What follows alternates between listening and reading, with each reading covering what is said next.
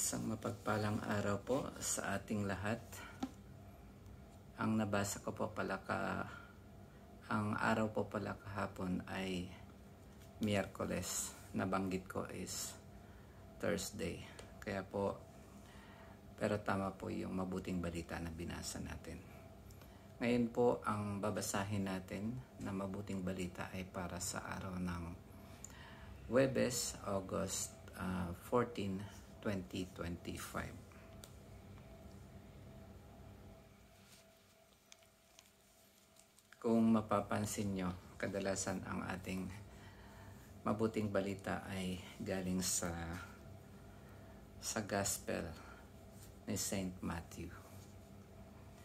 Simulan na po natin. Ang mabuting balita ng Panginoon ayon kay San Mateo. Papuri sa iyo, Panginoon.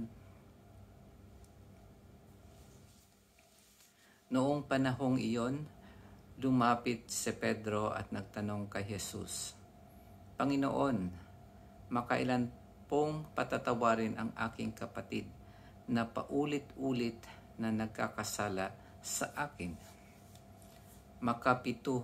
Makapito po ba? Sinagot siya ni Jesus, hindi ko sinasabing makapito, kundi 70 ulit pa nito, sapagkat ang paghahari ng Diyos ay katulad nito.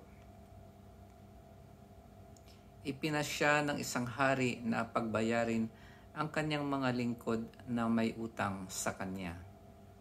Unang dinala sa kanya ang isang may utang na 10 milyong piso.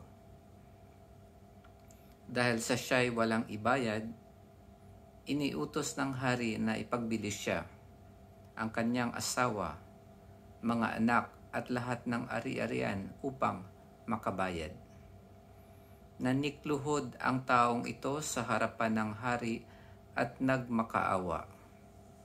Bigyan pa ninyo ako ng panahon at babayaran ko sa inyo ang lahat.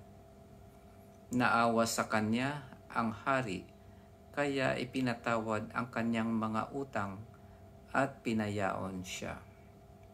Ngunit pagkaalis niya roon, ay nakatagpo niya ang isa sa kanyang kapwa lingkod na may utang na 500 piso sa kanya. Sinunggaban niya ito at sinakal sabay wika, magbayad ka ng utang mo. Naglumuhod iyon at nagmakaawa sa kanya.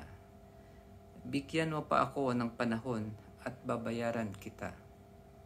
Ngunit hindi siya pumayag.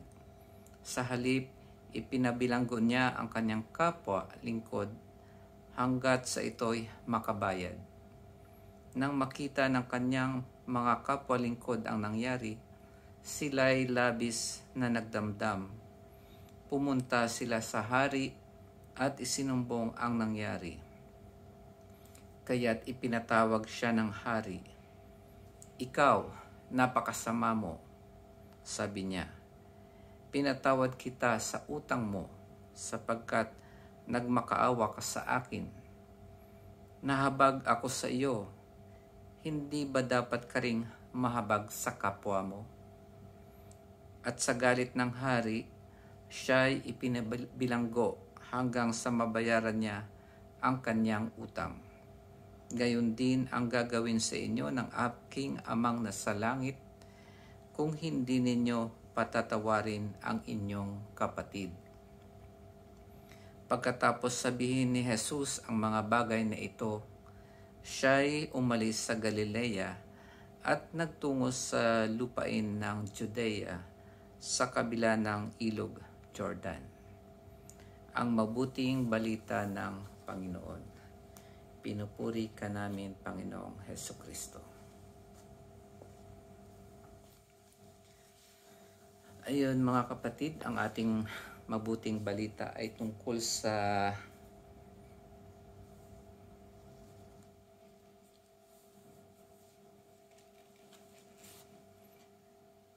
lingkod na di marunong magpatawad. So dito ang mapapansin natin ay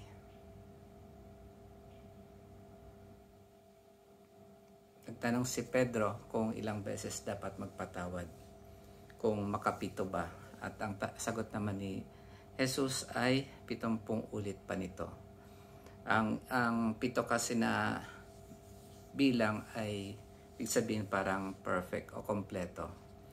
Pero ang sinabi ng Panginoon dito ay 70 pang ulit. Ang ibig sabihin, walang hanggan ang ating pagpapatawad sa ating kapwa o mga kapatid.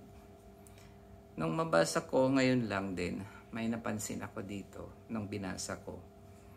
Yung utang ng unang alagad ay 10 milyong piso.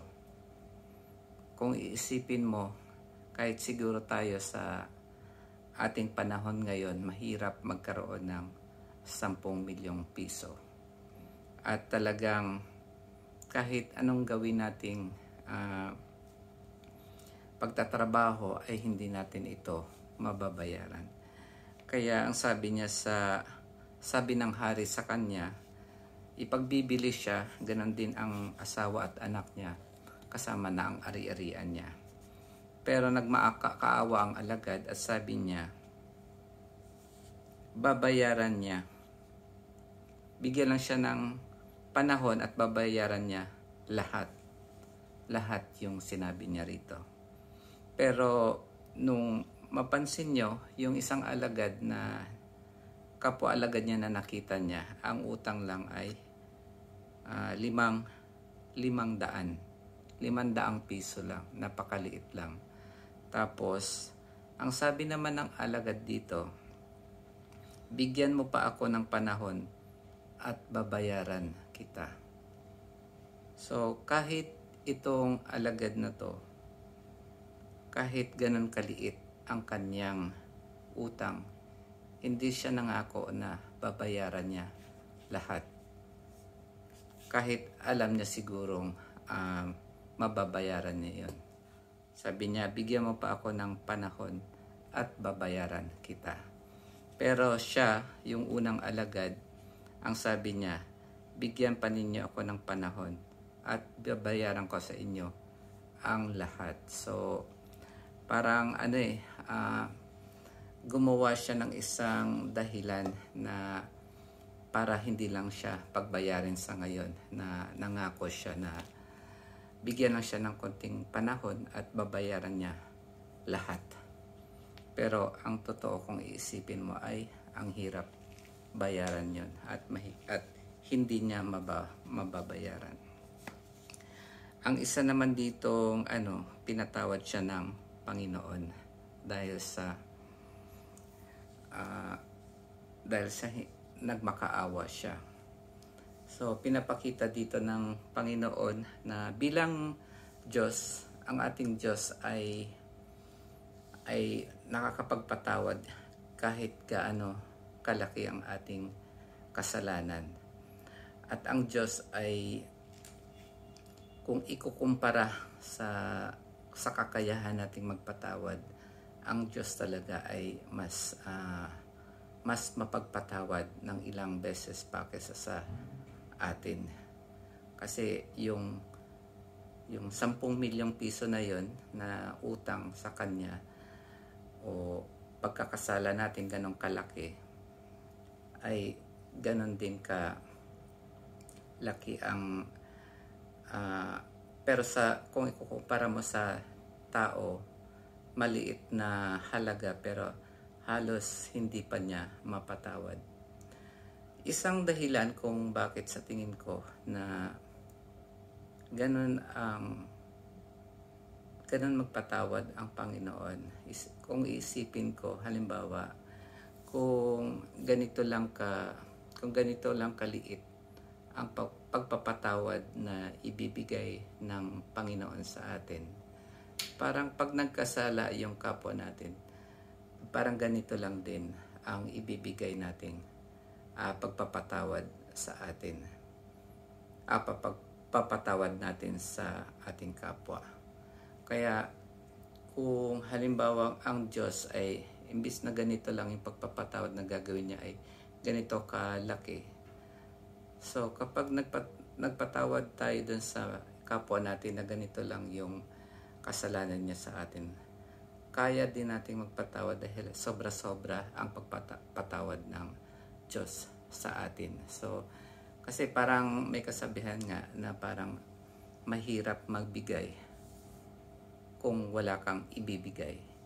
Ngayon, binigyan tayo ng Panginoon ng kapatawaran para makapagpatawad din tayo sa ating kapwa.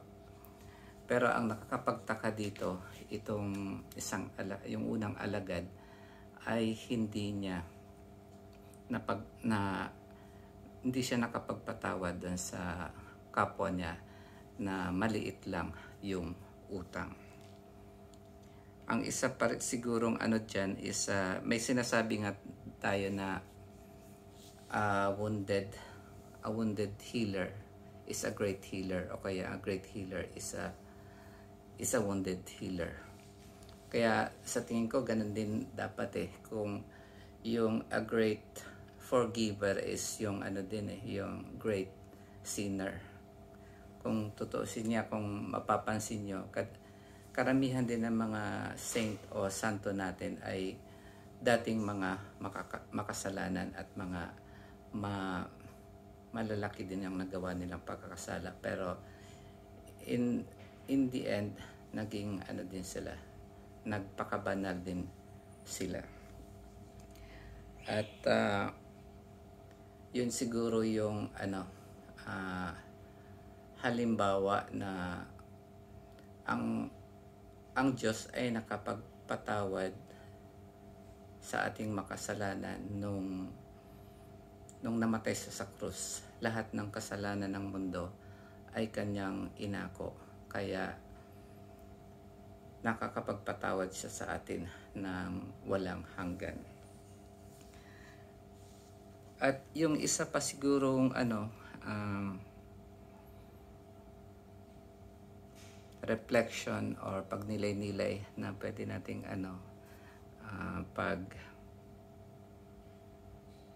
pag-isipan o unawain ay yung